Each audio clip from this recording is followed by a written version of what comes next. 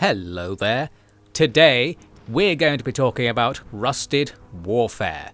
Rusted Warfare is a pretty good game, but you might be thinking it doesn't look like a pretty good game, and I want to present this as a counterexample to some complaints I was making in a previous video where I was playing a game and thinking it doesn't look good enough and that's why I don't like it, essentially. That's what I was thinking anyway. The production value wasn't high enough, I was claiming. It wasn't made with enough talent or something, and what we have here is a game that definitely looks worse, at least on the face of it. It appears less polished, the fidelity is lower, the design of the maps you'll be seeing across this video is very basic and rudimentary, and I even actually have the program that these maps were made in, so I know something about it in fact.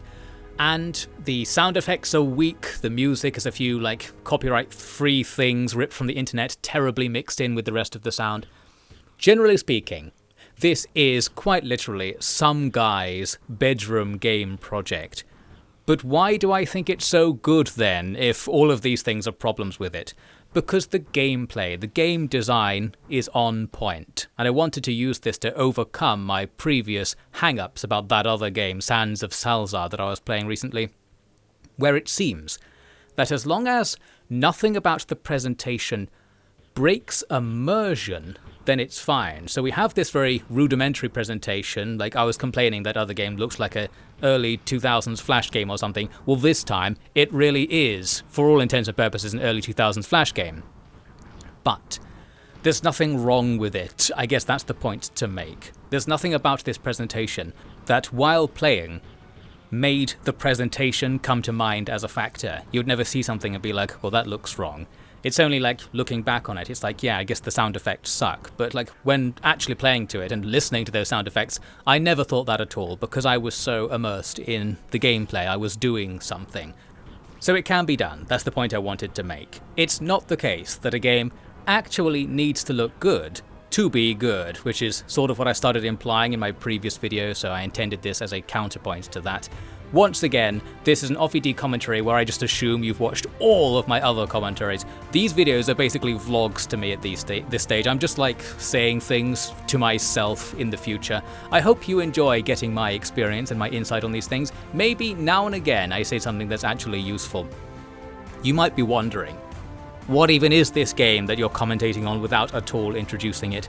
Well, by the looks of it, you might know what it is. It's some kind of RTS strategy game. It is Rusted Warfare. That's the name of the game. We only got like 3 minutes into the video before I announced the title. We're really getting good at this, I think. It's a game that is, for all intents and purposes, a Supreme Commander-like. One of the quests I wanted to make on this channel was to play the various Supreme Commander-likes, because I think Supreme Commander is a great strategy game design, and when I was playing it, I was like, why are there not more games that are like this? And some people said, well, here are some games that are vaguely like it. Most of the things suggested are more like Supreme Commander than this. This is probably the least Supreme Commander-like that I was made aware of. The thing was, it was also the one I liked the look of the most, where, quote-unquote, the look of doesn't really refer to the graphics, of course. It is the least graphically complex of the Supreme Commander likes, the Supreme Commander homage games. Because from what I can tell, the other Supreme Commander likes are more like Supreme Commander clones than Supreme Commander likes. But we're really getting into the weeds here, literally just talking about some games that not only am I not showing you, I haven't even played them. We're really like going out of depth here. So let's just talk about the game on the screen. Rusted Warfare RTS. I think it's actually called Rusted Warfare RTS in the title, so you even know the genre. How nice of them. It is basically a watered-down version of Supreme Commander, where there are slightly fewer mechanics, there's less stuff to do, and the big thing you can't do in this, which you can do in Supreme Commander, is commit your economic units to help out with building production. This means that economically, this game is orders of magnitude simpler than Supreme Commander. There are also fewer units, fewer maps, and, well, it was made in someone's bedroom, I guess, so there's just less stuff in this game. But of course, it costs a fraction of the amount. Well, it probably doesn't actually if you get Supreme Commander really cheap, so maybe that argument doesn't hold up. It doesn't cost very much compared to many video games, so it's all fair as far as I'm concerned. But what I actually wanted to say is, while I'm sitting here saying it's Supreme Commander but worse, maybe it's secretly Supreme Commander but better. Or another way to put it actually is, it's less than Supreme Commander, it's got fewer mechanics, there's less stuff to do in the game, there's less content. But maybe that's a good thing. Because not having the economic complexity of Supreme Commander leaves room to do other things. Like you just have more RTS micro. It's not that by taking this stuff away, you're actually overall taking stuff away, because you're making room for other things. There's so much to do in an RTS, just like constantly, that taking away a mechanic, all it really does is emphasize other mechanics rather than actually take something away, which is probably only the case in a game where like constant inputs are required or allowed and benefit you. And RTS is probably a genre like that. So what I'm saying is, while we can't do things where we like build engineers and have them switch between different buildings to change our build rates on things, and you only have one currency instead of two, and there are fewer options for storing resources and playing around with the economy, I was fine to not do that, because I enjoyed just doing the generic RTS micro combat stuff. Essentially, it's a baby's first Supreme Commander, and I actually thought it was pretty good, because Supreme Commander does theoretically have a steep learning curve. The only way they overcome that in the game is by making the AI absolutely terrible at Supreme Commander. That's less the case in this game. The AI actually kind of tries. The structure of real Supreme Commander is that the AI will have a couple of scripted things it can do, like say 2 or even just one thing it can do, and it will keep doing it for an entire mission. So they might be like, right, we're going to build 12 fighters and send them here, and the AI will just do that over and over again. And if you kill the fighters every time, it will never react to that. It will never stop sending those 12 fighters to that location and getting them killed. In Rusted Warfare, I didn't notice that so much. The reason is the AI is kind of less complicated, but has a more complex effect. Essentially, the AI is always rushing you. So it's just building units and sending them at you. It might group them up a little bit before sending them at you, but generally it's just trying its hardest to keep you under pressure the whole time, which sometimes is a really good strategy, which has the effect of the AI appearing to be playing well. Other times, if you have an area locked down, it's a bad strategy, and they will waste units throwing themselves against your defenses. But that's fun. So essentially the gameplay from your perspective to fight the AI is to lock down areas such that the enemy's rush strategy won't work anymore, buying you space, buying you time, securing you areas on the map to use. And you might have seen the AI does actively expand its base. It tries to capture new areas on the map and work against you, which the real Supreme Commander AI would never do. So it is actually at least having the effect of being more advanced, even if all it's doing is basically attack moving units whenever it has them towards vaguely where it thinks you are. So it's pretty good. This is a more complicated challenge to overcome than scripted attacks in the original game. What we're looking at in this footage is the third mission of the campaign. I think there are 10 missions overall, and mainly they're just something like this, like big open spaces, not much terrain, but to be fair, the original Supreme Commander also didn't really work with terrain very much either, because it's just not really about that, I guess. It doesn't really have any mechanics that interact very much with terrain. Aside from water versus land, which you might have seen earlier, you can do naval stuff and air stuff, like in Supreme Commander. The challenge with this mission is you have to fight 2 AIs at the same time. One in the corner here that I'm trying to contain, and another up at the top of the map, which I'm very much not containing, and they're spreading down towards me. So the thing I wanted to say is that I was surprised that I guess I couldn't eliminate one of the AIs quickly. So my plan was, when I realized it's a 2 versus 1, just attack one and kill them right away. And I kind of pushed up to the edge of their base and had to entrench there because I couldn't get any closer. The reason is the enemy's main building, their command post, has an attack. So you can't rush them down that easily, and, well, you can see from all of the marks on the ground, we just sort of fought in this area right on the edge of the range of their command post. What I actually did was invest tons of money into just besieging the enemy base. We can cut them off from the land and then start trying to make a navy to attack them from the other side. I think with all the money I spent doing this siege, I probably could have just made a big army and just pushed through the damage and been able to kill the enemy thing.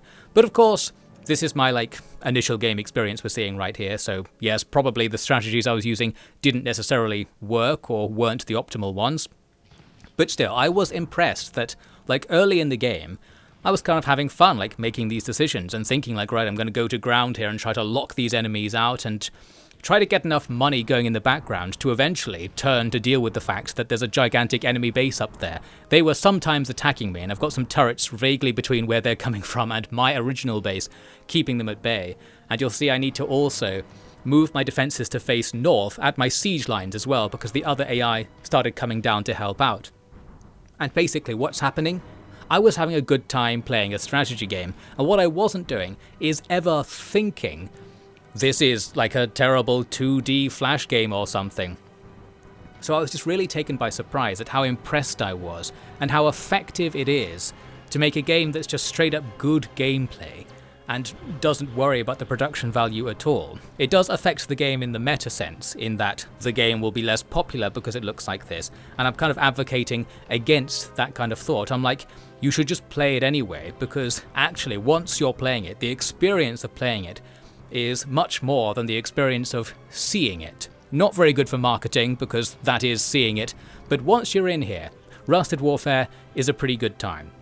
This is, to some extent, my opinion because, as I said earlier, I really like the Supreme Commander formula, and this game follows the Supreme Commander formula. What I'm going to do is not really explain what that is and kind of assume you know what it is. Well, I guess I'll say briefly, it's a kind of RTS design where you have combined arms, lots of units, tiered units, and it's all about the warfare and less so about the economy. So the economy is kind of abstracted, although in Supreme Commander, the way you could adjust your economy or adjust the way your infinite resources were being used was a bit different. So yes, infinite resources is another feature. You are just focusing on throwing massive armies at each other, and you're not focusing on something like economy or using resources effectively so much as you would in something like an Age of Empires style RTS or StarCraft. Here, everything is infinite, it's big, it's flashy, or at least it would be if it was developed with more money, but I'm saying that actually doesn't matter either.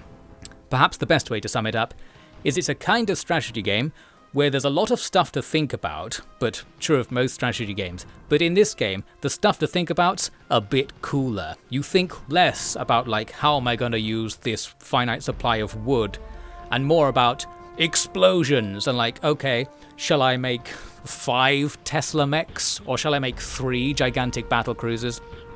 It's just kind of like, I don't know, hits your neurons a little bit harder. All the stuff you're thinking about is stuff about like killing the enemy, kill, kill, kill. It's less about preserving things, more about throwing infinite supplies of disposable units at each other in a flashy gun show that has its own kind of strategy to it.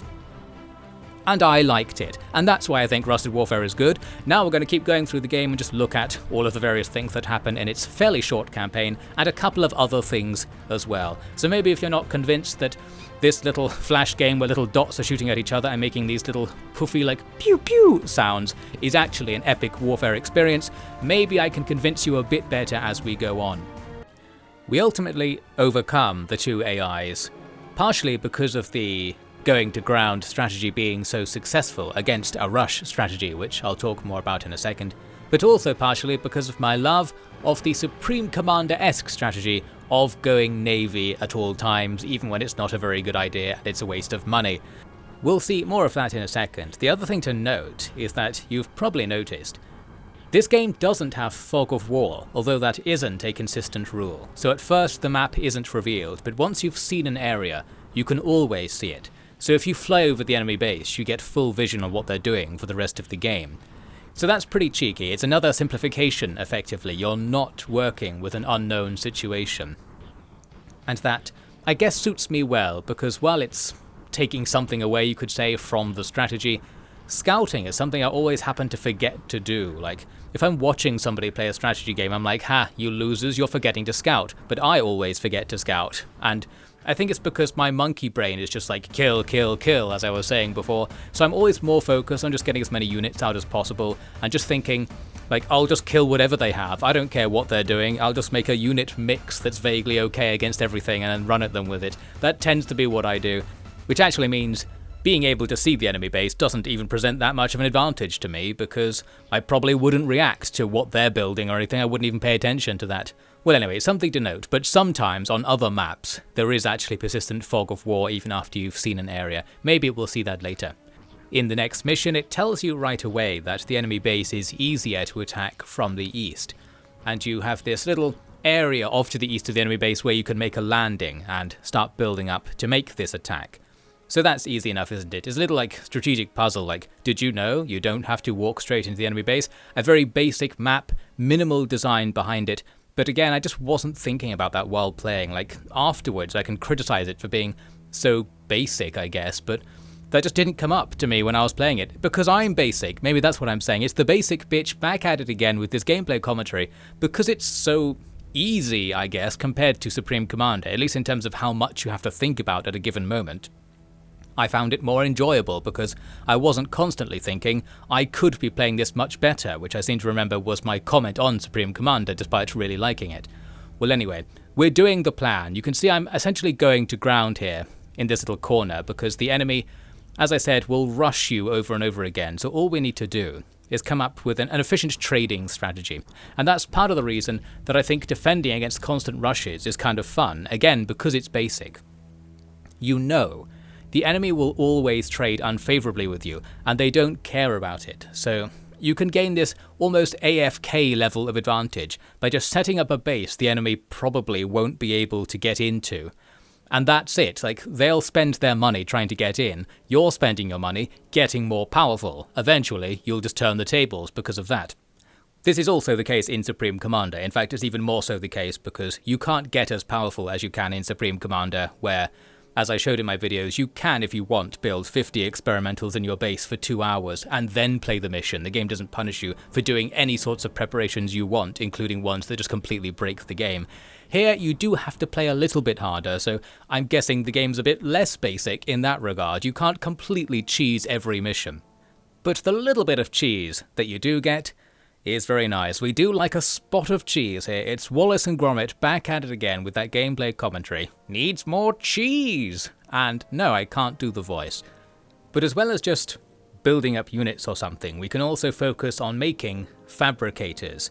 So this is a very Supreme Commander-like thing to do as well. You can make buildings that just give you money. So like in most games, normally there are like resource points you capture to get money. But you can also just make a building that gives you money for free, quote unquote, like you make it and then eventually it will pay for itself, and then it's free money. And because the unoccupied spaces in your base don't do anything per se, you might as well fill them with buildings that just give you money for the rest of the stage. So it's just another factor that compounds the advantage to be gained in just sitting here behind a line of defenses the enemy probably will never bother to overcome. What we'd probably like to see here is the AI having the ability to recognize that it can't get into your base and have it do something else instead. Even if it's just so simple as wait longer between attacks, like build up more units before it attacks, and if it keeps failing, it keeps getting longer and longer between attacks and getting stronger and stronger. This could be a way to put pressure on the player. That said, I'm playing on medium difficulty, the default difficulty. There is 2 below and 2 above, or 3 above. I think there's very easy, hard, very hard, and impossible. It's possible that the impossible difficulty will actually have better AI, but because it doesn't tell you what the difficulty does, in the OFFID grand theory of difficulty, which I haven't mentioned in a long time, that means it does something bad. The grand theory of difficulty also states that because the game doesn't tell you what its difficulty levels do, that means it's going to be a bad game. Because I posit that games that are thoughtfully developed usually do have interesting difficulty modes where it tells you what they do and they do interesting things. This then slightly bucks the curve because the difficulty setups are just sort of unknown things. You can make it harder in an unknown way, and it's probably just cheats on the AI's part. So that indicates they weren't paying very much attention to that aspect of the game design. I'm guessing my grand theory of difficulty breaks down when it's like a solo developer. Their focus on doing specific things, and the things they were interested in programming, the things that they're good at making in the game, probably means that taking any given feature and trying to extrapolate the quality of other features from it isn't going to work, because there's less consistency, because there's no like producer or director forcing consistency across a wide team. So it looks like I'm giving these guys, or this game, a free pass for not passing the OFFID interesting difficulty modes test. Well, maybe there are cases where you can get away with it, or maybe I'm just feeling generous because I liked having this nice easy time in this strategy game or something. You can see I'm doing a very Supreme Commander-esque finishing move on the enemy, making an artillery base in front of their main base and just pounding them into submission. You might have also noted I went Navy again for no good reason, and actually subverted the expectations of the stage there by not attacking from the east in the end. I focused on attacking from the west, the quote-unquote hard way, but with enough ships, you can do anything. I was actually going to rant more about my preferences for naval strategies in these games, but because the footage appears to have moved on, let's look at this stage instead. We've got a nice generic stage where it's like a big square and it just tells you to take the north side of the square. No sea this time, so I guess we're really not talking about naval stuff anymore. But the thing I wanted to mention is you can see the enemy were making a forward base right in front of my base and were upgrading it from the very beginning. And also on the right you can see them moving one of their builder units down towards the bottom right. They were probably going to take that resource point that I had luckily already discovered and taken. It wasn't in my line of sight at first. And it's just interesting to see the AI being proactive, because in the big leagues game in Supreme Commander, they wouldn't have bothered to do this. They wouldn't let the AI make a forward base or come and try to build things in your base, for the most part anyway. So I was interested to see this. It's good then that I was also kind of rushing at the same time. Like if I had been playing in a true Supreme Commander mindset, I would have just not left my initial deployment zone for the first 2 hours of the stage, and would have actually suffered for it this time. So it's good that I was rushing and discovered the enemy building a forward base right there, and shut it down with this artillery bombardment. Also used a patrolling tank to stop the enemy going towards the bottom right. We've got the bottom left cut off with a turret as well. And I eventually go to ground after vaguely destroying the enemy's forward base, because there is this terrain feature, like the only terrain feature on the map is this brown thing on the left, which is impassable to land units. So we can do something with that and vaguely make that our point of defense, giving us map control of the rest of the bottom side of the map. I've already started building a load of fabricators, and again just the usual strategy of if we sit here for long enough, we're guaranteed to win starts happening. But it's not like that feels boring, even though it kind of sounds like it would.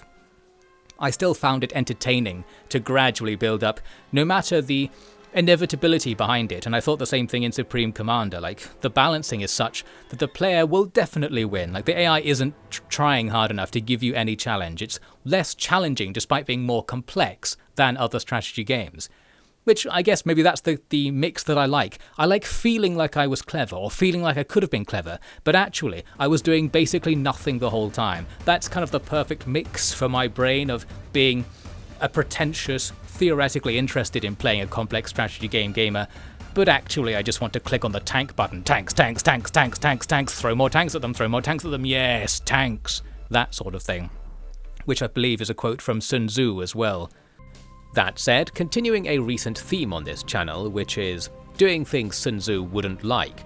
We're not even spamming tanks right here, because there are two different land lines to build through. There are the quote-unquote land units and the quote-unquote mech units, which are also land units, but they're better, more expensive, and slower. And they come with the advantage that they can walk over impassable terrain, so while the enemy base here is protected by these cliff-like things, or lines that are supposed to represent cliffs in some way, we can just ignore them by walking through them. The only downside to using mechs is that they move slower than regular ground units. So if there was some sort of emergency situation, having a big blob of mechs wouldn't allow you to react very quickly. However, if you're on the offensive and you're just walking into enemy fire, having stronger units is probably the way to go. So broadly speaking, we're going to be spamming mechs wherever possible. With the enemy base destroyed, we move on to the next mission, where we have to be quick. It actually advises you at the beginning that the enemy has some kind of resourcing area you need to capture as soon as possible. So I start exploring around. There's some resources to either side of our starting position, revealing what appears to at first be a nice phallic-shaped map, although it's quickly ruined as we explore north. But yes, it's another map where rushing is in your advantage, and if you go forward soon enough, you'll get the chance to see that the enemy is also doing the same, so they don't start controlling the rest of the map, which is the usual Supreme Commander way of doing things. The AI opponent starts with everything that you don't start with under their control. Here, the enemy is also rushing and is taking these positions in the first minute, for example, so you need to be going out and taking them as soon as possible as well. So we just abandon the base and move forward and put all of our stuff up here in the middle of the map, where we can cut off the enemy both from our base and partially from some of the resources. This allows us to end up with more extractors than the enemy just about, so we're already winning the economic war, and we have the other economic advantage in that we can sit here and force the enemy to trade unfavourably. Soon this translates into me taking all of the map apart from the enemy's base, and we have them thoroughly under siege. From here, we need to go for the strategy, the thing that I did in basically every mission after this, which is lock down an area and then start making a tier 2 mech army. There are only 2 tiers of units, unlike in Supreme Commander where there are 3, so that's a difference, I suppose. We don't quite have the same level of power you can get by turtling and building things, because very early on you'll max out the power of your army. However, there's one big difference with Supreme Commander: there's no pop cap. So you see here, I decided to move out with this group of mechs. Was there anything stopping me moving out with 10 times as many mechs as this? Only that I couldn't be bothered to click on them, that sort of thing. There's no limit to how much you can make. Although, of course, the things have collision with each other, they don't clip into each other, so there is a practical limit to how useful it would be to have absolutely loads of mechs. But if you had absolutely loads of mechs, I guess you could attack move and not micro them at all, as I'm doing here to try and keep them alive, even building a repair pad on the front line to keep things alive. I did have an issue actually with the fact that builder units and civilian units aren't selected differently to military units, which is the case in Supreme Commander. That's something Supreme Commander does better. If you bandbox select an area, it will only select the military stuff, assuming that, like, if you're just selecting a group and saying attack, move forward, you don't want the builder units to go forward as well. And that was an issue in this game because I often had engineer units in amongst the stuff to build forward emplacements, such as those repair pads or putting artillery in the enemy base, something annoying like that. And I do remember frequently getting stuff killed, because if you attack move forward with civilian units, they will run ahead of your ranged units and die first. So that's a shame. Ultimately, that ball of mechs I made was enough, but as I said, I could have made a much bigger one to get the true Supreme Commander experience. Now we move on to the next mission, where, as you can see, there's lava everywhere, so that's something new. Supreme Commander doesn't have lava, does it? Well, it does, kind of, really, because what lava is, in gameplay terms, is a place where you can't put land or sea units. But if they had achieved that with mountains, for example, then that would be the same as Supreme Commander. So really, this is nothing special, but it is red. It feels a bit special. What you expect, I guess, is for there to be some way to, like, use lava, like maybe it would damage units that hover over it or something, so it's kind of partially passable in that way. I don't think it's anything too special like that, it's just places you can't go. So we continue on, another basic map where it's kind of like corridors of land, very unnatural and undetailed looking, very functional map design that certainly doesn't have that much artistry to it, both in terms of the fidelity and the design itself. But I never thought that while playing, that's the thing to mention again.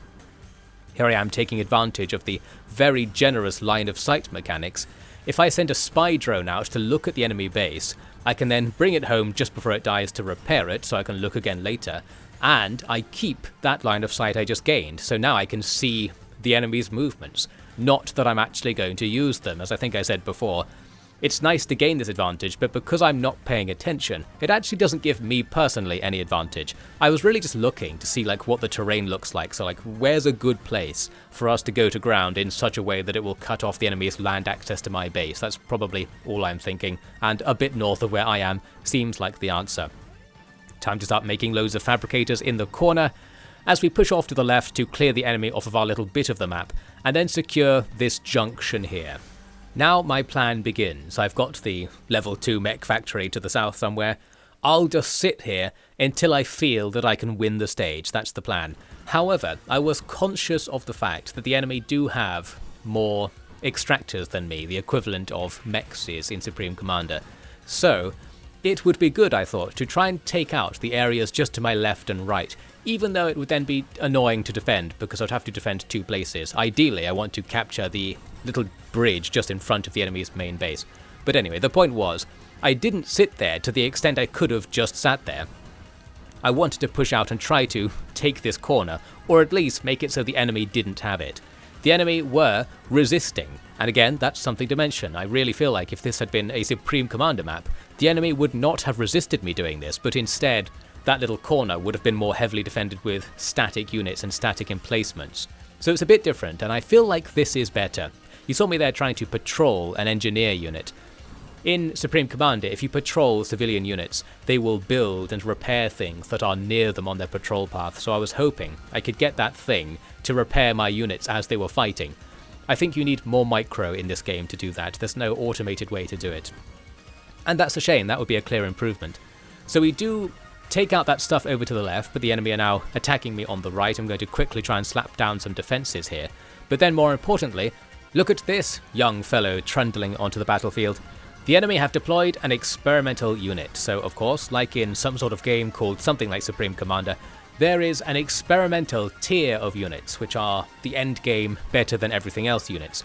Although less so in this game in my experience. There are fewer of them, and you don't have the true, like, super endgame units like the Naval or the Scathis or something, which can just blow up the enemy without you having to do anything. Here, it's more like they're just good units. They're kind of like your tier 3 of units, which you don't get in this game normally. So, we're basically being attacked by a fat boy, a long-range tank, but it doesn't have the ability to produce units, I think, because the fat boy equivalent thing, just called experimental tank in this game, is the weakest of the experimental tier of units. It's the cheap one. It costs about the same amount as like 2 of the mechs I have here. So I'm able to just swarm it and kill it after initially being kind of scared off. You saw me withdrawing and thinking, should I use my base defenses to help me out with this thing? Then we just spammed it to death and it was fine. So that's that, but the only thing to say is, once again, if this had been real Supreme Commander, the AI might have had an experimental at the beginning of the stage, or spawned one in a scripted event and tried to use it against you. They would never bother making them and trying to use them as part of their strategy. And of course they probably wouldn't bother trying to attack you aside from their scripted attacks. So I was impressed to see this, and the gameplay effect is that you don't quite know what's going to happen next, and that just isn't the case in Supreme Commander, and this is a way, and the key way I keep repeating over and over again, as you can probably tell, that this little Supreme Commander-like experience has this element, this aspect that is better than Supreme Commander. Such a simple thing, but just the fact you're not facing scripted attacks, that the enemy can do something against you, even if it's really ineffective and it's still pretty damn stupid, it's still about as basic as it's gonna be. It's better. This is what Supreme Commander should have done, basically. I hadn't really thought in Supreme Commander, I wish they were just rushing me with basic units all the time, just so that there was more stuff to do. But here, with that happening, I'm yeah, this is actually better. Simply because you're more engaged with the game, moment to moment. You're doing more stuff, there's more micro, there's more to be gained from microing. And I recall in Supreme Commander, there'd be moments when it's and then 40 minutes passed when nothing happened, because I was sitting in the corner making millions of mass fabricators or something like that, because I wanted to make 10 experimental units before I bothered doing the objective. But here, there's just different stuff coming at you from different directions, and of course the enemy can actually come out and rebuild their base. They can expand their base defenses the longer you take to attack. They can tier up their units and their buildings. It just feels a little bit more like you're playing a game to some extent. It's less of a challenge, a less cathartic experience than Supreme Commander, because it's less about just having this inevitable victory where you're overcoming huge odds by just getting even higher odds on your side by exploiting the AI. It's more like you're playing against them. It's still not difficult. The AI is still stupid enough that you're almost guaranteed to win, but it feels like you have to work for it a bit more. And I guess I appreciated that. This is very contrary to my usual commentary style. Normally I'd be like, hey, this game's basically an idle game, which Supreme Commander can become with the right strategy. And I would appreciate that. I'd be like, well, I'm glad I don't have to do anything, because I'll just watch the lasers shooting at each other and just won't really participate in the activity. But here I am, doing this legendary activity, actually playing this more like an old school RTS. It's got this command and conquer feel, especially with the UI on the side. And it felt good. I was like, whoa, I'm actually playing this game. And it's actually playing with me. The opponent appears to be having a non-zero amount of thoughts. Its strategy isn't very good, but it actually has one. It's trying. And more impressively, it keeps changing it. It's doing something different every time it tries to attack me. It's just that all of those things are make an attack that won't succeed, so it's always going to fail, but it's making different attacks. It's coming at me with different classes of units. There's no like obvious pattern where you can just be like, if I put one anti-air tower in this corner of the map, the AI will just fight it for the rest of the stage and I can sit here for 3 hours doing nothing. I don't know, I'm just impressed by this. This is all me basically casting shade on Supreme Commander, because even though I really like Supreme Commander, this thing that I'm describing as being so pointless and boring, I think is really fun to play. But this is also really fun to play, and I want to praise it because some aspects of it are more fun, despite it being this low fidelity, cheap, made in somebody's garage tier Supreme Commander. It's still got the magic, and some of the magic is even more magical. So I was just really impressed by that. I want everybody to ignore the fact that this map looks like it was made in 5 seconds, and there's just nothing to it really, because that never comes up when you're playing. The gameplay itself is engaging, and it's more engaging in many ways than the big leagues version of this. Here's one example that I remember took me by surprise, a pleasant surprise really. The area to the west of my main junction area I was looking at before has some enemy dots on it, so the enemy has actually started rebuilding a forward base basically in my base. So while I'm there shooting into their base, they've cheekily put a turret, and I've got a builder there in the corner. They're trying to set something up. Luckily, I have another builder, and I'm going to make more turrets in this corner.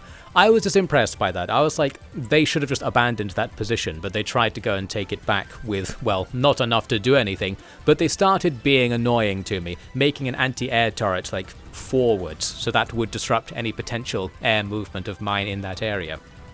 I'm pretty sure this is the AI basically just sort of brain-deadly gesturing at a strategy, but that's still better than the nothing, which is the standard. I expected absolutely nothing, I guess, because that's what the big boys do.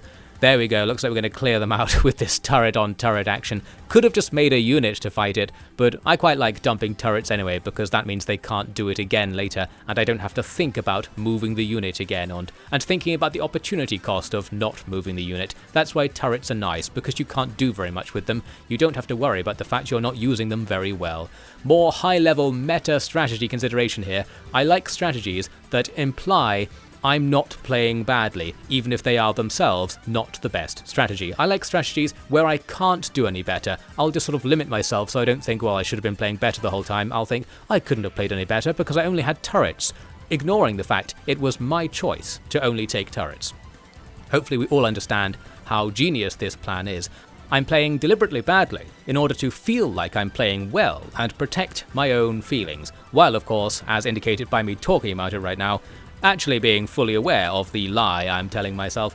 But it's all very enjoyable. We're all having a fun time. We found not the strategy that allows you to win the best, but the strategy that allows you to have the most fun. And maybe that's more important. You can see me here trying to build this wall of laser shields. Shields is a big thing in Supreme Commander, and they are kind of simplified here in that you have the laser shield, which doesn't look like anything. It's just a building that blocks any attacks that come near it. And it has capacity just like a regular shield in Supreme Commander, so it can be overwhelmed. What I'm doing here though is using the fact that I can have the laser shields block the attacks from the enemy's main command post. That means I can rush it without its long-range missile attacks doing anything. You can see their missiles just kind of disappearing, well sometimes anyway, if I'm close enough to my laser shields. So with that, we can take this area without taking much damage. As you can see, I also brought up my own fat boy, so I probably could have just used that. But oh well, I like strategies where you make forward bases and build things in the enemy base because it feels cheeky, and in some games you're not allowed to do stuff like that, so I always like it when you are allowed to make use of that allowance. That's another victory by the looks of things. In the next mission, we have to fight our way down this river. There are bases on both sides. Well, there are, but I don't know it at this stage. The point being to make, I didn't bother scouting this time. I mentioned before how this game has really powerful scouting, but that doesn't help me because I just don't do it. And here's an example of that. I set up my base near the top of the map, explored a little bit, and then stopped. Then I just thought, well, I'll just sit here for a bit. And I didn't really know. One of the enemy bases is in the top right of this map, so they're actually coming at me from that direction. So I'm having to move my defenses to face that direction, never actually bothering to send somebody to look at what's over there or actually kill them. I don't know, I just get set in my ways. I'm like, I'm just gonna sit here. And because that works all the time, I'm never really punished for playing badly in this way. But I could send a spy plane out like I did in the previous mission and just find out where the stuff is, and in particular locate where the enemy are getting their resources from and just attack those places quickly as early as possible, which would make this plan I'm doing work even better. However, that sounds like effort. I enjoy just going to ground all the time, making different entrenched positions, so I'm really dug in all over the map, and just gradually working my way forwards, base creep as I think it's called in Supreme Commander parlance, gradually moving forwards using buildings, and because there's no pop cap, in Rusted Warfare that's easier than it is in Supreme Commander, where it's more viable. You can make as many buildings as you can fit on the map for all intents and purposes, so you could make a turret on every square and just keep making turrets closer and closer to the enemy base, so any counterattack would encounter a wall of things that defeat that counterattack. Instead, I'm doing something a bit more proactive, this sort of thing, setting up a forward base eventually right in front of the enemy base after already setting up like 4 forward bases elsewhere. And now realizing I can spit out loads of tanks, as the great legends once said, because several of the engineering type units in the game can make tanks without needing to use the usual tank factories. You can just make them as if they were buildings. So this is better than a forward base really. Just make your units on the ground inside the enemy base and get them to fight right away. It costs the same amount, it takes about the same amount of time, and if you play things really well it actually takes less time, as we'll see in a second. So yes, we eventually grind our way through that map. Here's the next map, where we start off with an experimental spider. This is the most expensive unit in the game. It's something like a combination of several kinds of experimental unit you would get in Supreme Commander. It's basically the everything unit. It's good in battle, it has a shield generator, it can build loads of buildings like an engineer, it can also make loads of units on its own, and it generates you money. It generates you more money than like quite a lot of fabricators as well. So if you can afford to make loads of these, having them stand around is a very profitable way to use the space on the map. Anyway, the point is, with just that one unit to start with, we can end up establishing ourselves on this blob of land sticking off from a mainland. I've put loads of turrets facing south because we're at the north of the map, so I'm thinking, well, if the enemy counterattacks it will probably be from the south. But not always really, as we see here. I started attacking down the mainland towards the enemy's main base, and various amphibious attacks are coming in from both the south and the east, but that's just how it begins. We also have to face attacks from the north because of this cheeky move. They bring in an aerial transport and dump a bunch of units at the back of our base where we don't have anti-land defenses. So we kill the transport, but then those units are killing us. And again, because I've focused entirely on having turrets be my defending units, I don't have a way to react to that. We're kind of screwed. This is the downside to the make a plan where you can't do anything good strategy, because when you need to do something good and you can't, that's bad. That could be an issue. So I'm going to quickly spit out a couple of units by the looks of things and try to deal with that. Otherwise, just lose a bunch of stuff and rebuild it later. Doesn't really matter if they destroy our base, because we can just make another one. That's just part of the Supreme Commander formula. There are no particular problems with taking enormous losses as long as you don't lose the game because of it. So strategically, it didn't matter that we took that serious amount of damage because it didn't really make that much of a dent, but I liked that the AI was trying to do it. That's the point to make again. And it even takes it one step further. After I actually did defend that corner, they sent another transport with more units into the very corner of the map where I'd put all of my fabricators, thinking the AI probably won't even get line of sight in this corner, they won't come up here. Nope, they dumped tons of units right on the seam on the edge of the map and start blowing up my fabricators, and I've got nothing there to stop them. Looks like, well, I'm going to make a turret in range of where the enemy are right now, hope they don't move, and hope they don't see me building the turret. Eventually that will kill them. Again, with that mech engineer, I could just make a heavy tank and send it in to kill the enemy, but I guess I don't want to. I'm also probably thinking, if they landed here, they might land here again, so I want turrets here in case they just try the same thing again in the Supreme Commander style. But what's happening right here is an example of the enemy not trying the same thing over and over again. They tried something new and it worked well. That would never happen in Supreme Commander AI. We are still casting shade at Supreme Commander. It certainly had some limitations, which this theoretically more limited looking take on the formula doesn't have. Although, the other thing to mention is that while I'm saying these are limitations and such, I still thought it was fine in Supreme Commander. Like, it was kind of weird how the AI was terrible at it, but that was by design. Like, that was supposed to be fun. Like, you just overcome the AI because it's quite easy to outsmart them. That was the game. And here, it's kind of the same thing in that it is also easy to outsmart the AI in that they're rushing you and you can probably put turrets everywhere and then they'll just fail to rush you after that. But it was more fun because you have to try more, as I was saying, or something like that. There's more gameplay in this version of the Supreme Commander formula, even though it has ultimately the same weakness and leads to the same sort of inevitability of outcome. But that also is possibly what makes the formula fun, so I'm sort of complaining about it, but I wouldn't want to change it, or not so hastily anyway. Here's my new ultimate forward base strategy. I build loads of these repair pads. These are the things that heal your units, but they also build nearby units if you start construction. So with that, I can use my experimental spider to really quickly make tanks, since it's sped along by the repair pads. This means that, as in the previous mission, we can essentially make an army while making the attack. Like, it's an even more forward-based strategy than a forward base. We don't make our army just before the attack, we just start the attack, and while we're there, our units are coming out of this giant spider thing and joining the battle. So we're getting stronger and stronger as we fight, because I'm building here with the frontline units. It's very effective, as you can see, because the enemy just can't really do anything about this. We can outproduce them, we have too much money, they can't stop me. There's the inevitability aspect, but this is fun, and you can see I'm like, right, let's make 40 tanks right here and just do the business. The complaining side of me is like, oh, they should stop me from doing this because it's too easy to win like this. Like, this will never not work, right? So why is this even a game? I don't know, shut up complaining me. It's fun to do this, so let's just do it anyway, and I think that's the answer to many of my questions here. I eventually pulled out the big navy and slapped it between the enemy's 2 remaining base areas to blow up some stuff, including their experimental spider. They also had one, but we can just overwhelm it with enough stuff that it will kill it. And here's a great opportunity to make the rant I threatened earlier about why naval units are good in this kind of game. The simplest way of putting it is they have loads of health. And while you could say, well, like a whole bunch of tanks also has loads of health, lots of health on one unit is more useful because you have to think about it in terms of how your combat power declines as your health declines.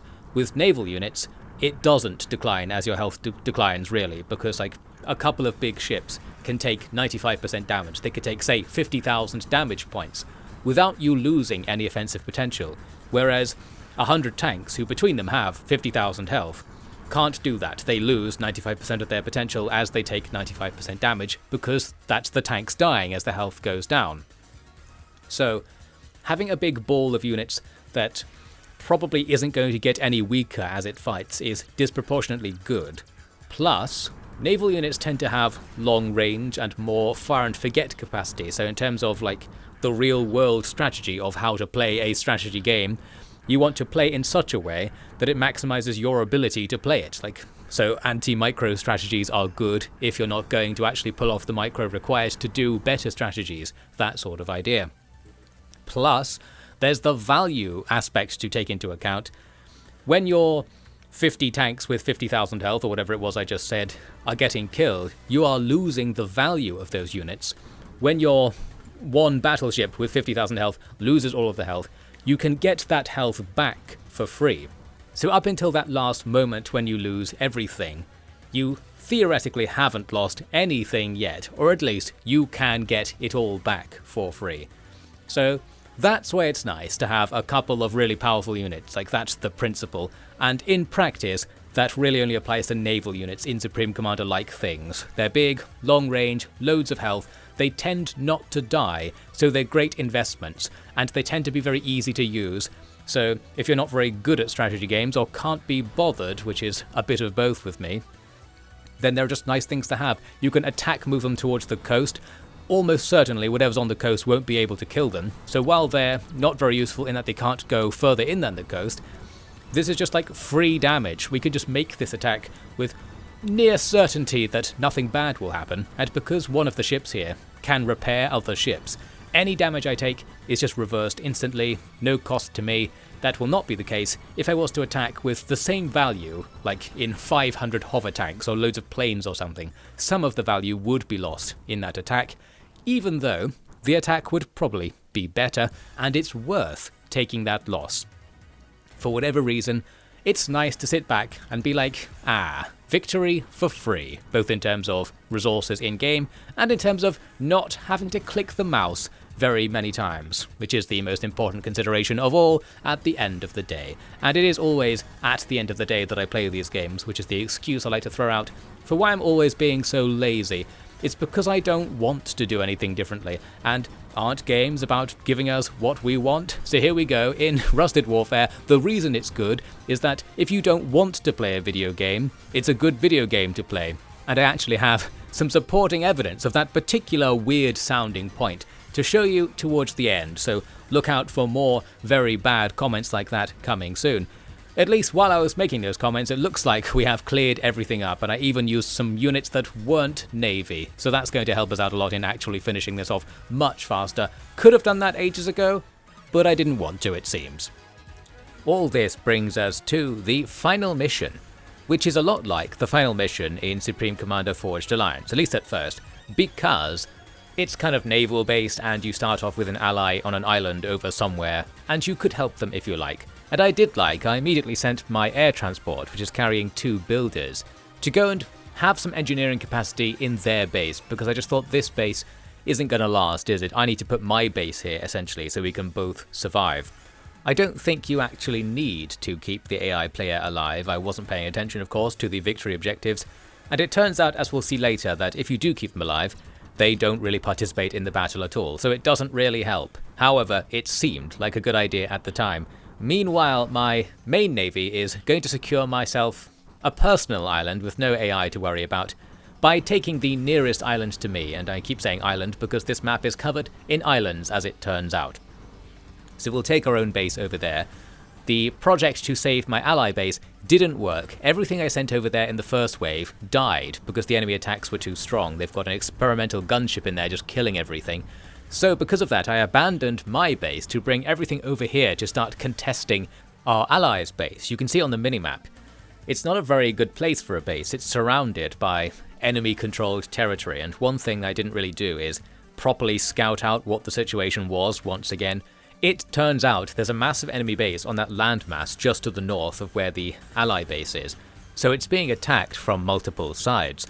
I essentially ignored that situation and just thought, well, I'll just put all of my defences facing south and try to capture this island next to the ally base as a fortress of sorts. And this is a fun sort of thing to do. In games where you can build anywhere, do anything, and even here there's no pop cap as well, it's nice to be able to think, my plan will be, I'll take this island and fortify it, whereas in other games, you either can't do stuff like that, or you'd have second thoughts, because it's like, if I make a fort here, it's wasting my pop cap, it's wasting resources, maybe I shouldn't do that. And indeed, it is wasting my pop cap and resources, well, not actually pop cap in this game, like, I could have spent all that money on making units and actually doing something. But I got to do what I wanted. I think that's the point I'm getting at in all of these rants and the similar ones in this video. The freedom to just do stuff is nice. Here's more naval action where the enemy came at this combo of 2 ships with all sorts of stuff, and we probably killed about the same amount of value as it costs to get these ships. But we didn't lose any combat potential because all we lost was health, and of course the bigger ship can repair the smaller ship in this instance because the carriers are magic like that. So if I could be bothered to give the repair order, we'd even get all of our health back for free. Instead we're busy blowing stuff up on this causeway. It turns out the map is divided into 2 big seas by this bridge that goes diagonally across the middle of the map. So there I am setting up a forward base on this bridge after having heavily fortified all of the islands we've captured so far, as you can probably see on the minimap, but also ignoring the fact that one of the enemy's main positions is behind us. I'm kind of letting the ally AI deal with that. They're fighting back there, while I'm trying to do something about this big land bridge. I eventually discovered that it's covering the entire map because I was giving orders to go to the other sea and they don't work, so that tells me that there is no passable route. So our navy is stuck on this side of the map. My reaction to that: make more forward bases. I made several bases on this bridge thing, such that all of the enemy's attacks which were vaguely coming from that direction would be neutralized before they got to our allies, and everything was fine on our side of the map. Here's a forward base that has its own forward base attached to it, so it's all going well, just building all over the place.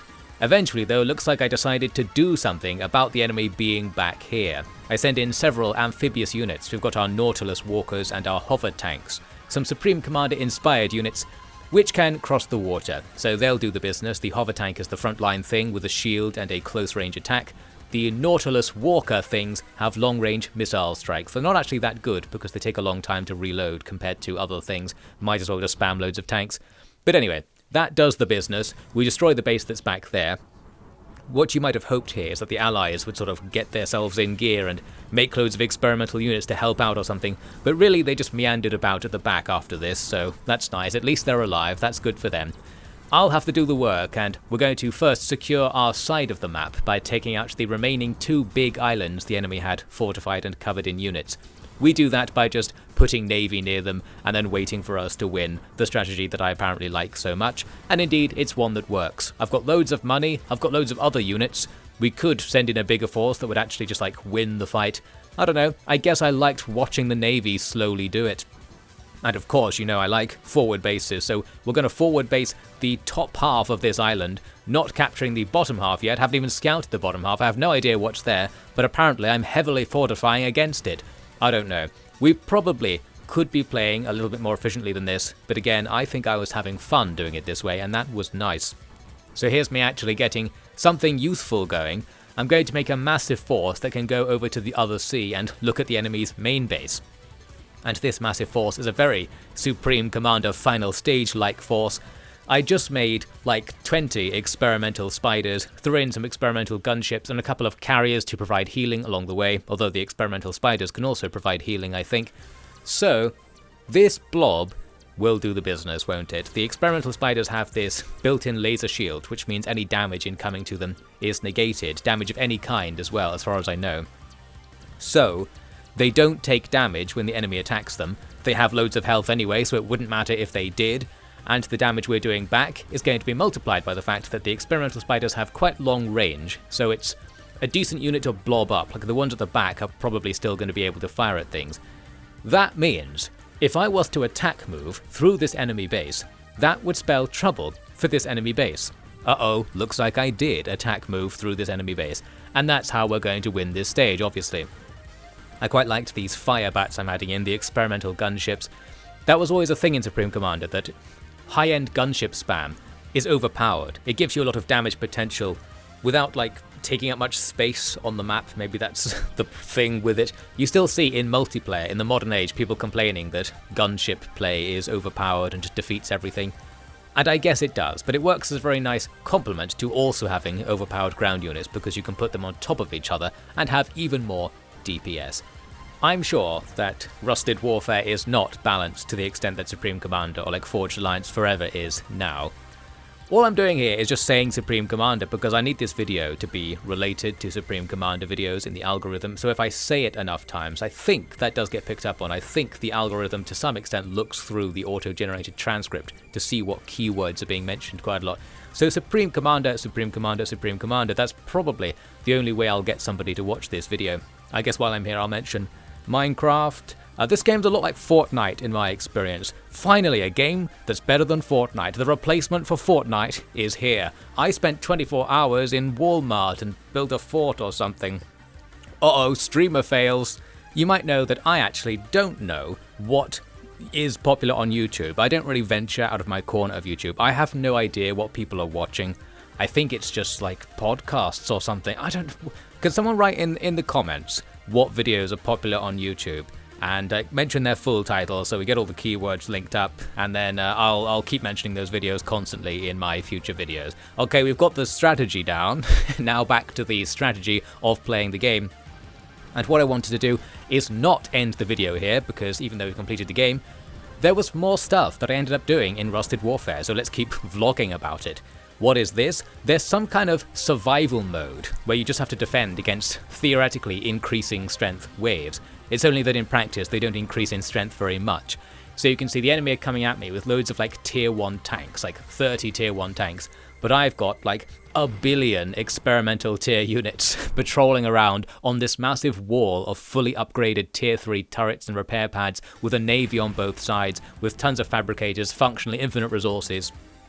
So we've sort of gotten ahead of ourselves here.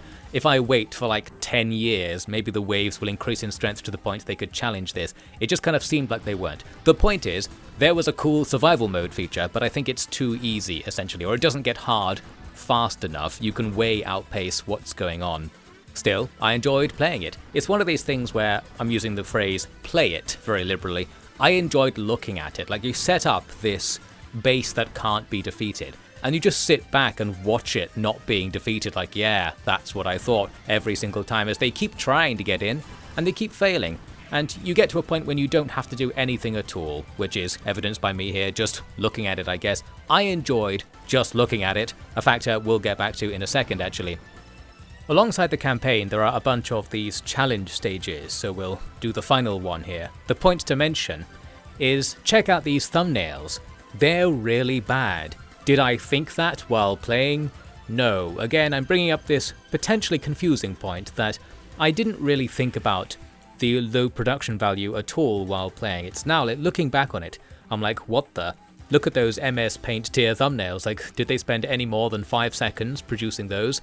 Well, maybe they didn't, but they're so functional, it works, I guess. It did what I was looking for. It gave me a picture of what the stage is going to look like. You could have just had nothing there, that would have been fine as well. I don't know. I'm making this point mainly in order to contradict myself, as usual. I want to contradict the points I was making in a previous video where I was like, the graphics aren't good enough, I don't like it, it's ruining everything.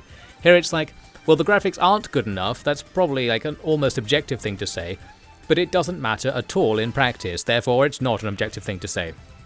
I'm subjectively saying that the objective criticisms are incorrect, and I think maybe that all works out just fine. I think the long story short is that I'm right, everybody else is wrong. Games shouldn't have good graphics. They should be made in MS Paint, if only, because think how much more game you'd make if you saved all the time and money by just using MS Paint for the graphics. And it is the game that matters the most, I guess, to me at the end of the day. Maybe that's the takeaway from all of this. Well, let's quickly talk about what's happening here. We're using some flying fortresses to deal with the fact that you start on this map surrounded by 6 enemy bases and they're just coming at you from the very beginning. But you can rush them down with the 2 flying fortress units you are provided with. These are units that can only shoot at ground targets while they are themselves grounded. This leads to a leapfrogging style of gameplay where you jump in amongst the enemy and let the guns gradually shoot everything while you try to monitor your health and be like, should I take off and leave at any given moment? By doing this, I was able to essentially eliminate the enemy at the bottom of the map quite early on, before they built up too much, and I was having more trouble with the enemy at the top because I attacked them more slowly. They were more built up, there was more stuff here, there are more units coming at me, and my flying fortress is actually in danger up here, but yes, we really cleared out the south quite quickly. So that's going to make the challenge part of the challenge stage a lot easier, because essentially half the stuff that's going to be coming at you now isn't coming at me. And we have forward bases in really useful positions as well, which also allowed us to capture more resources at the same time. As ever, just immediately rushing is always the answer. It just tends to be the case that in any game where there's any sort of cumulative advantage to be gained, you might as well just commit everything to the first or earliest possible attack and try to get away with it. I'm a real rush kind of player in that regard. However, when given the opportunity to not rush, I will take it, and that's what happens in the second half of this stage, where once we have an economic advantage and I don't have to care anymore about the usefulness of rushing, I did the complete opposite strategy. I just sat there for ages and built tons of units, including more flying fortresses. These are pretty expensive to make, but after saving up, I've got a few more of them, so I can do the same plan but more. I clearly liked this specific way of attacking, so I thought I'll do this but just more intensely. It isn't completely foolproof because when you give a group of big aerial units an order, it kind of tries to path them all towards the same point. You don't give formation move orders. That's probably one of the big input things you don't have compared to Supreme Commander. So they kind of like jank around a lot and fly into each other when trying to fly towards somewhere. They do neatly line up in the end by the looks of things, as we see here when they're landed. So there's some kind of formation logic. It just doesn't necessarily go straight into the pathing as they start moving, so they kind of move into each other at first. Well, anyway, getting an experimental spider into the mix makes things even better, and soon we have an army that will destroy the enemy easily. However, now we can also make use of the other feature of the Flying Fortress. They are factories for units. This is what you're supposed to, quote-unquote, use them for, essentially as gigantic dropships. their actual attack isn't that good. It takes a long time to destroy things by just landing a flying fortress next to them. However, if you land the flying fortress and tons of units come out as well, that makes things better. Looks like the enemy are doing landings on me as well. Good stuff from the enemy AI. But yes, we now have a whole bunch of tanks being spat out of these fortresses. Every time they land, they will automatically deploy things that are being produced, I think. And you can also use them more like dropships where you load things in. We'll see that in a second. Here's an example of spitting things out after landing. So we land on this enemy's island base, sit there blasting at what's nearby, but more importantly, we're sending out several shielded tanks to go and do the business in front of us. And it's so powerful feeling to see yourself just printing these units much faster than the enemy can kill them. It's like, well, what are you going to do now? I've effectively just made a forward base in your base by landing all of my unit production on the edge of your base. And the units are coming, what are you going to do now? If you can't take out the flying fortresses right away, you're screwed. So it's very overpowered, of course, but that's what's good about it. It's one of these things where some people will say, why do you like that? It's so easy. And I'm like, I like it because it's so easy. It's just sort of powerful feeling, power fantasy rather than strategy here at this stage. Here's the other thing you can do. Deploying pre-made units. If you load up the flying fortresses, you can press a button to just spit out millions of tanks instantly. So for this final attack, we do that, and that's even more powerful. And of course, we're still also producing the tanks after we've landed. Actually, it looks like I produced anti-aircraft units there instead, not that we need them. Well, yes, this blob attack will now do the business, and that's that. A very powerful setup and a nice stage to learn it in as well, where it was particularly useful. That was a fun challenge stage. And, well, the thing I wanted to mention is that I just used the word fun there, and I'm going to qualify the word fun with its official Offie brand fun. This is the kind of fun which I point out as being different to ordinary fun. It's very specific to me, so here we go. Allow me to explain what on earth I'm talking about. The kind of fun where I think I would play this game at the weekend. I would play this game for fun, quote unquote. The difference being that a lot of the stuff on this channel is like me playing the game because I'm like, I should get footage of this. Like, I'm playing the game to support my hobby of ranting about games. In probably the majority of cases, I don't really want to play the game. It's kind of like, well, it's time to play the game. Like on the schedule, I have to have something to talk about tomorrow, so I have to get some footage. This is more of a game when I was playing it for quote-unquote fun. Does anybody know what that is? Welcome to Game Design Commentaries by somebody who doesn't know what fun is and has to stop to consider it were he ever to actually encounter that emotion. And as possible evidence of that fun, here's a random clip from me just playing a skirmish game. I never do this in like any game, like playing non-campaign, sort of no context, pointless elements, and usually I complain about it. I was complaining about it in Nebulous Fleet Command recently, for example. I don't really like just sort of contextless battles, but I did in Rusted Warfare, and I just played it for fun, like at night and stuff. And I have to point this out because you wouldn't know otherwise. Like in any game, it's like, wow, he must have loved it. He played the whole thing. No, not really. Like, I just sort of played the whole thing so I can comment on what happens at the end. That's really like the main motivation. Here, I was playing it straight up for fun. I enjoyed it. And I'm kind of surprised as well at that. Like, when I started playing this, that wasn't my expectation. This was just another game that was like, well, there's something I installed like 4 weeks ago. Let's just see what it is. And then it turned out to be one of my sort of favourite games of this year that I've played so far, and it just doesn't really seem like it would be that. Somehow, the gameplay was really good, and I liked whatever's going on here. The sort of easy, impactful strategic considerations that come from this Supreme Commander formula, where, generally speaking, everything's under control, but it's not quite under control. Like, you don't quite know what the enemy is going to do, but you can rest assured you're probably going to be able to deal with it because you have so many tools in your arsenal. And as long as you have a few strategic basics down, like rushing, which is probably what I did in this stage, you can kind of see I've captured the middle of the stage with my base, whereas my AI companions are all over the place. I just sort of ignored the rest of our side of the map. That's probably the winning move, just capture the middle so that you always have more resources than them. Now you can sit back and enjoy the process of killing them, using your preferred units, using your preferred strategies, doesn't really matter.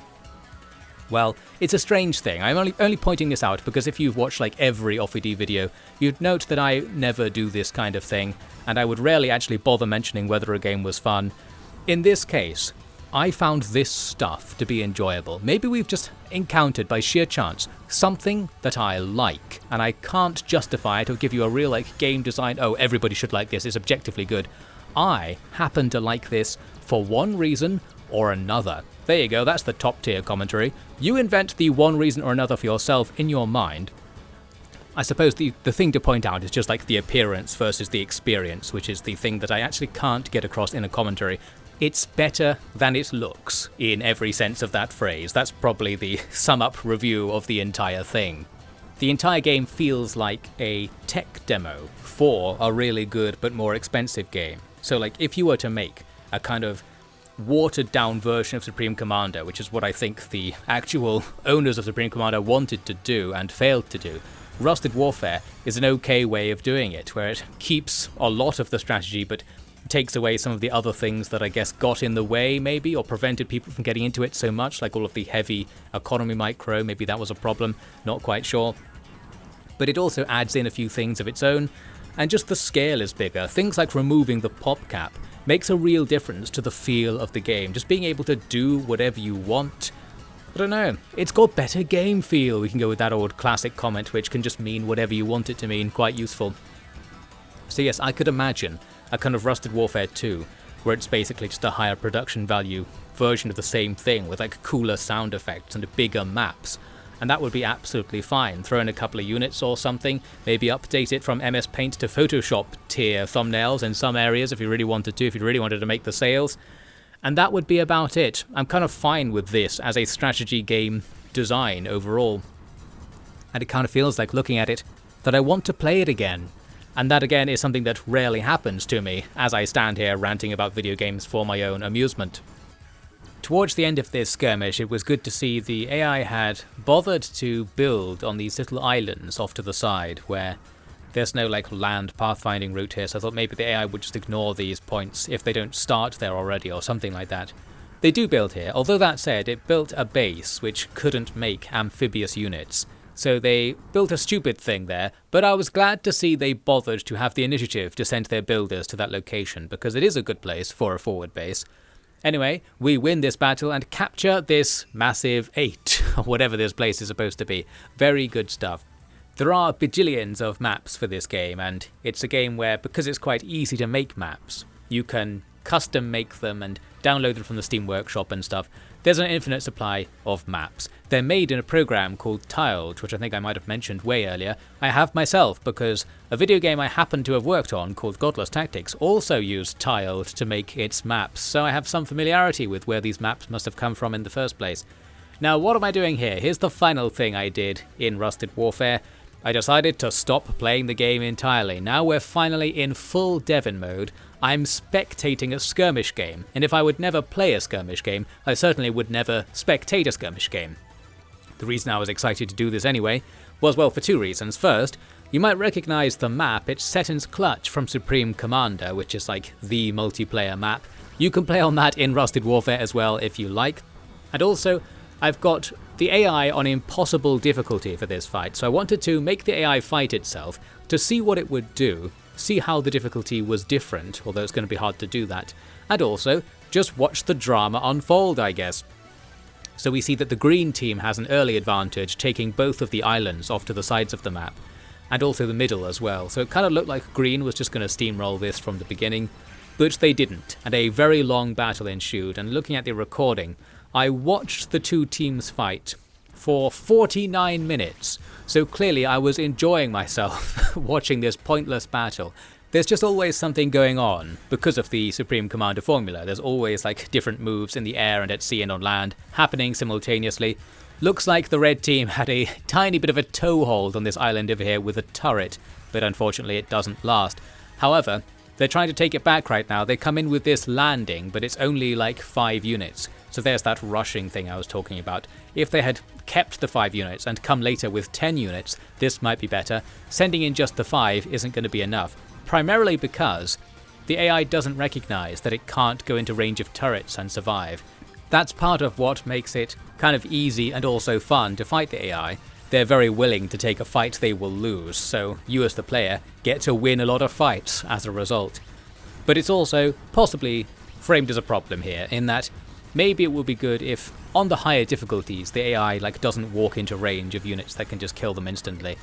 Obviously that's going to add a performance overhead, and you could argue that keeping the AI's skill at a minimum helps the game keep its epic scale, and allows it to not have a pop cap. Looks like Red even has a builder on Green's island over here. A very skilled player could probably do something with that, trying to stay out of line of sight and making a little impenetrable position in the corner, and then exploit the Green AI to make them kill themselves over there over and over again to get some value out of the fight. But that's not going to happen. What is going to happen? The two sides are just building stuff all over the place, constantly spitting out units, and generating this massive back and forth fight in the middle, where, as I said, I thought Green was going to win. Green has the monetary advantage, but Red kept pushing them back and recapturing the middle, and this went on for a long time.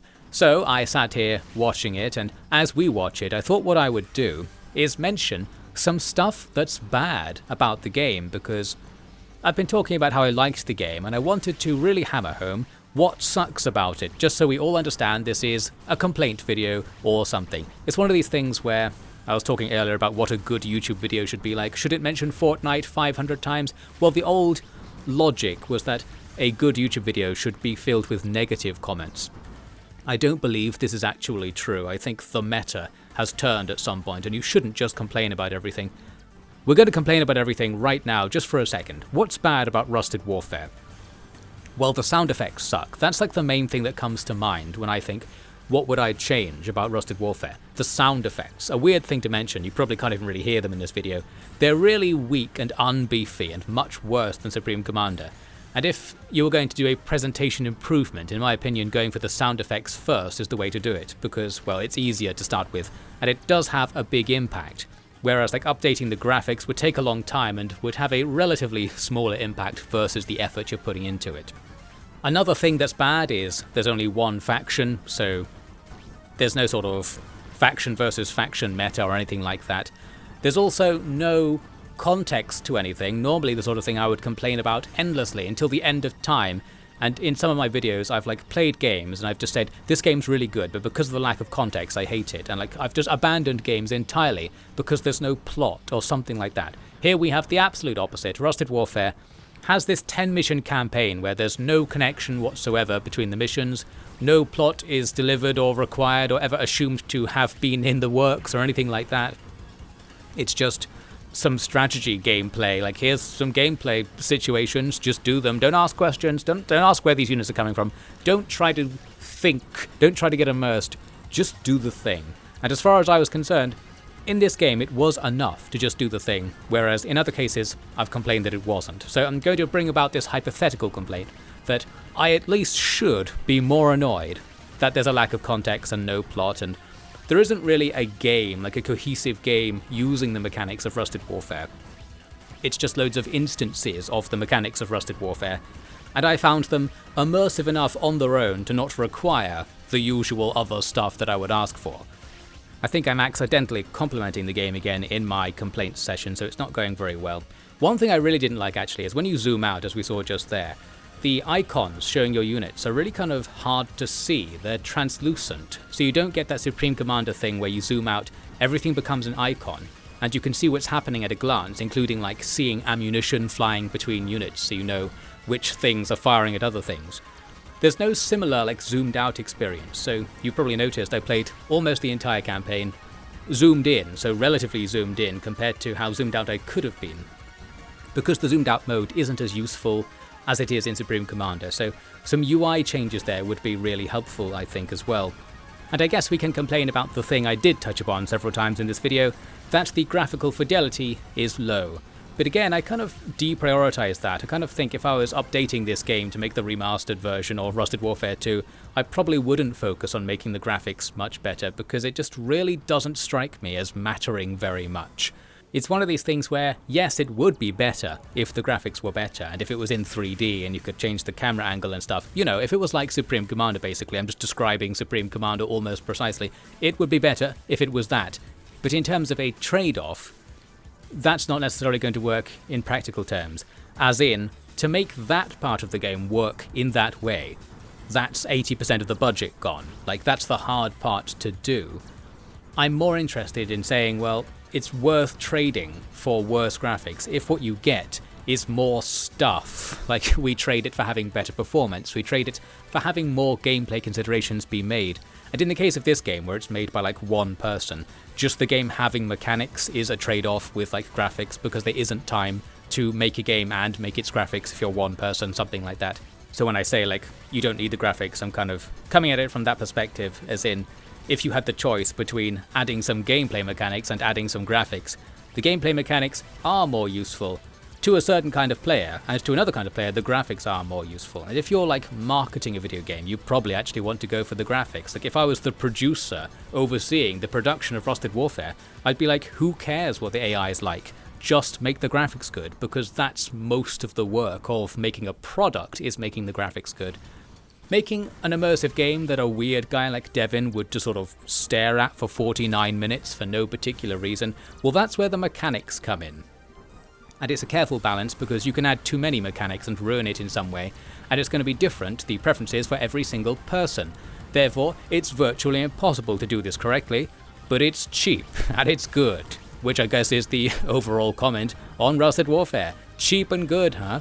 You get what you pay for, which is not that much. I only played it for like 10 hours, so I'm going on about how good it is. I didn't even play it that much. And maybe that's part of the reason it's good. It didn't overstay its welcome, because it's short. You see everything the game has to offer within a reasonable time frame. It has less to offer than the games it is aping, but I enjoyed its different take on it all the same.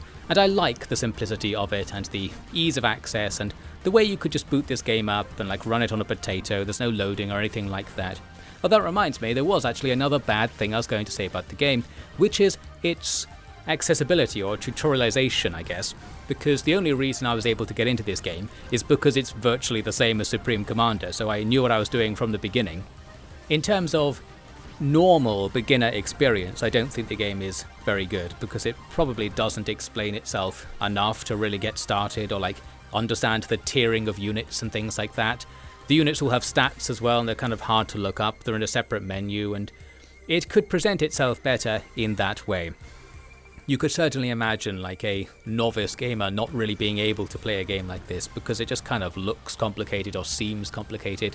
And because the AI is more aggressive than in, say, Supreme Commander, which was more aimed at a general audience, that effect is amplified in that while the AI is still playing badly and you can beat it quite easily, just the impression that it's sort of pressuring against you, that it's constantly sending a couple of units, could disrupt you if you really didn't know what you were doing. So there probably is a miserable beginner's experience to be had in this game, because the AI is quote-unquote too good, but, well, really, just because the game needs to teach you a bit more about how to play against the AI. Whereas, I guess for me that never really came up, because I just sort of instinctually started doing the thing that turned out to be the right decision, aka rushing, because that's basically always the right decision, and going to ground, as I kept doing, is also a very good move against this particular AI, because it's unable to deal with that effectively. It has no counter to that move, so you always win with that strategy. I wanted to add, actually, that we're seeing here the impossible AI is fighting. You might note, they're not really doing anything special. They're doing the same thing as the lesser AI, in that they just kind of group up a couple of units. They're just making units and sending them to the front in small packets, not really making a decisive force that can break through, or doing anything particularly interesting with them. They are just attack moving forwards, as far as I can tell. They're not like trying to do massive landings or something, or trying to focus on a new strategy, like being like, okay, I'll make a massive fleet in the corner or something like that. So I don't know what the impossible AI actually does differently to like the medium AI, but it's probably not the AI itself being a different AI. It might just be cheating, or maybe it just gets a higher APM or something like that.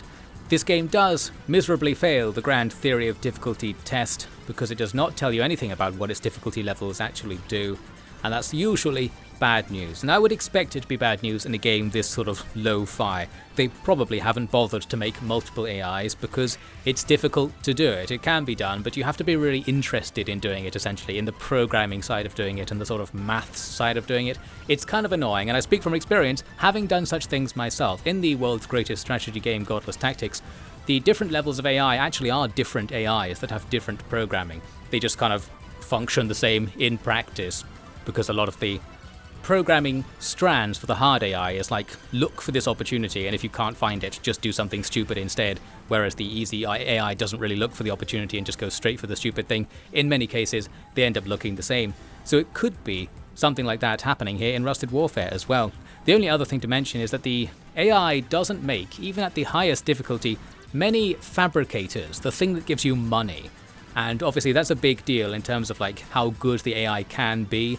It doesn't do the basic economy thing of the game very well. It makes extractors, giving you a bit of cash, but doesn't make the buildings that give you as much cash as you want. Because of that, it's hamstringing itself, and it actually hamstrings itself in an even further way. You might have seen it earlier in this footage when I was clicking on a couple of units. It shows you how much money the faction that owns the unit has. And what I found is that they were building up reserves of like 1 million credits, way more than you could ever do anything with, and not spending them. So that seems to be the problem that's holding the AI back. It doesn't know to build enough production buildings to actually use its whole economy. So even if it did make fabricators, it wouldn't be able to use the extra money. So these are pretty major weaknesses, and I could imagine the difference between, say, medium and impossible AI being that you let it build more buildings, because that way it would just be a better AI because it's playing the basics of a strategy game better, it's using its resources versus not using them. That would be fine, a sort of low programming way to actually dramatically increase the performance of the harder AIs. So that's just something I noticed there. It seems that even if you were to play the game on impossible difficulty, if you're making fabricators, as I was, you will still have an economic advantage unless the AI is just cheating, which it may well be. I guess that's it for Rusted Warfare. A short and cool little kind of tech demo of a strategy game that itself is good enough to function as a game on its own. I enjoyed the quite short time I had with Rusted Warfare. There probably wouldn't be that much more time and more fun to extract out of it, but because it doesn't really cost anything, I don't even remember what it cost, it was like $2 or something. I think I might have got it on sale as well. So, something, this was a good experience, I thought, and I really liked the direction this game was taking. I liked the slight variant on the Supreme Commander formula, even though when I look at it and I think, well, it's just Supreme Commander but worse really. For some reason I found myself possibly having more fun with it in many cases, and I've probably said why in this video already. My main thought is that the AI is just a bit more fun to play against than Supreme Commander's AI. So praise for that. Make Rusted Warfare 2, and don't worry too much about making the graphics better. Everything else has a lot of low-hanging fruit to improve upon, but the actual core gameplay was really good, and that was the thing that kept me playing for as long as it was, the 10 hours. If you want to make a 20-hour game, maybe there needs to be a bit of actual campaign there and some stuff to keep the game coherent and make it more of a game rather than just lots of pieces of gameplay next to each other. Let's get out of here. Good game, Rusted Warfare.